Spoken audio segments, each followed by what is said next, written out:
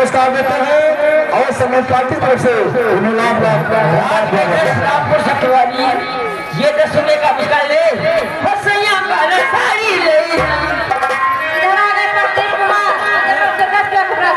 आपके लिए हेलो ये आगे चुनाकर मौर्या दीवान जी की तरफ से 100 रुपए का पुरस्कार आया है। आपके मुखार बिंदु से क्या जाता है? आइए लीजिए, हमको मैं गजल में शुक्रिया अदा करती हूँ, लेकिन कहना है मार साहब लीजिए। आइए गजल में दिल लेके दिल गया एहसान क्या किया है। अरे दिल लेके दिल दिया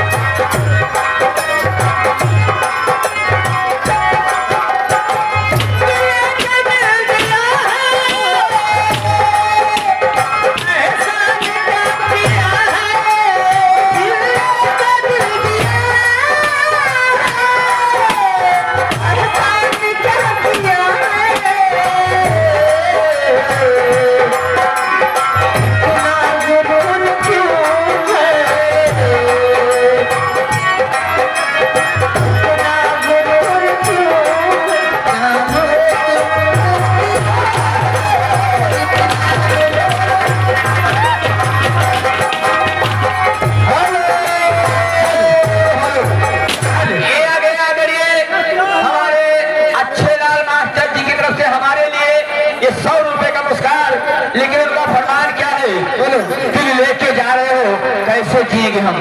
ये अच्छे मास्टर साहब की तरफ से 100 रुपए हमारे लिए करते हैं। मैं उन महानुभावों को हार्दिक स्वागत वंदन अभिनंदन करती हूँ।